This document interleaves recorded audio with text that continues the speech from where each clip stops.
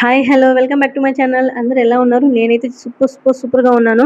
ఈరోజు మేము పిల్లల కోసం బంక్ పెట్టుకోవాలనుకుంటున్నాము. ఇది ఎప్పటినుంచో మా విష్ లిస్ట్‌లో అయితే ఉంది. మేము ముగ్గురం అయితే ఇప్పుడు బయటికెళ్తున్నాము. ఒకసారి అయితే మా షాన్వి పాప అయితే మీతో మాట్లాడుతుందంట. ఒకసారి మీరే వినేయండి. ఆ! అయితే నేను బజార్కి వెళ్తున్నాను. హ్మ్. మా అమ్మ మా అమ్మకు మా డాడీ మా అక్క అయితే స్కూల్కి పోయింది. విన్నారు కదా మా చిట్టి తల్లి చిట్టి చిట్టి ముత్యాల మాటలు.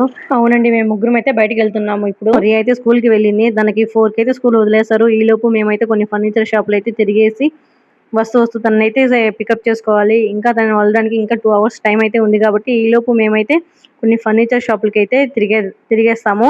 యాక్చువల్గా బంక్ బెడ్ బయట చేయించాలని అడిగితే 50,000 to 60,000 అయితే చెప్పారు. బట్ మా బడ్జెట్ అయితే అరౌండ్ 30 అనుకుంటున్నాము.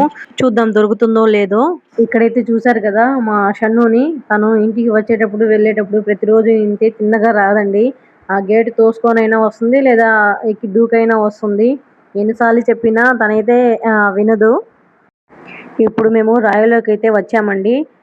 యాక్చువల్గా ఈ షాప్కి వచ్చే ముందు 5 to 6 షాపులకి అయితే వెళ్ళాము. బట్ వాళ్ళ దగ్గర స్టాక్ లేదని చెప్పారు. తెలిసిన వాళ్ళు ఈ షాప్ని సజెస్ట్ చేశారు. అందుకని చెప్పి ఈ షాప్కి వచ్చాము. నీలకమ్మలు, చంద్ర, డ్యామరు, వేక్ఫిట్ ఈ షాపులన్నీ స్టాక్ లేదంటండి.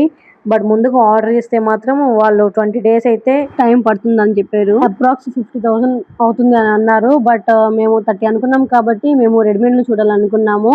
కానీ ఏ మాటకు ఆ మాట చెప్పుకోవాలండి. ఇక్కడ అంబియన్స్ కానీ, ఆ బెడ్ సెట్ చేయడం కానీ నిజంగా వేరే లెవెల్ అయితే ఉంది. ప్రతి ఫర్నిచర్ దగ్గర ప్రైజింగ్ రేట్ అనేది డెఫినెట్గా పెట్టున్నారండి. మనం చూసుకోవచ్చు మనకి ఎంతలో కావాలి ఏంటి అనేది. పిల్లల బెడ్రూమ్ చాలా చిన్నది కాబట్టి ఆ రూమ్ లో అయితే ఈ బంక్ బెడ్ అయితే కరెక్ట్ గా సరిపోతుంది. మా పిల్లల బెడ్రూమ్ లో ఒక బీరువా, బంక్ బెడ్ పెట్టాలనుకున్నాము. బట్ దీని కాస్ట్ వచ్చి 42,000 అంట. దాని ఆపోజిట్ లో ఉన్న బంక్ బెడ్ అయితే 50,000 అంట, వితౌట్ బెడ్ అండి. కానీ నాకు ప్రైస్ ఎక్కువ అనిపించింది. వాళ్ళని అడిగాము, మాకు ఇంత కాస్ట్ లో వద్దు, 25 to 30,000 లో కావాలి అని. బట్ వాళ్ళు వాళ్ళ వెబ్సైట్లో ఉన్న ఇంకో మోడల్ అయితే చూపించారండి. పైన ఒకసారి పిక్ పెడతాను చూడండి. ఇదైతే నాకు నచ్చలేదు. ఎందుకంటే దీని మీద 20 kgs వెయిట్ అయితే మోస్తుందంట. బట్ అది చూడడానికి కూడా చాలా లైట్ వెయిట్ గా ఉంది. దీని ప్రైస్ వచ్చి 21 to 22 అని చెప్పారు. ఈ వస్తూ మిస్టర్ డిఐవై అయితే కనిపించింది. మిస్టర్ డిఐవై లో మిర్రర్ అయితే తీసుకుందాం అనుకున్నాము. ఇంట్లో డ్రెస్సింగ్ టేబుల్ ఉంది, అది కొంచెం అడ్డంగా ఉంది. దాన్ని తీసేసి మిర్రర్ అయితే పెట్టుకోవాలనుకున్నాము. మా చిటితల్లి ఎగ్జైట్మెంట్ చూడండి.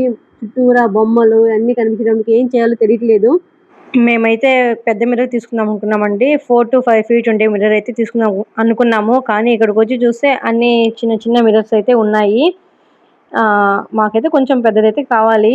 చూద్దాము ఎక్కడైనా దొరుకుతుందో ఏమో.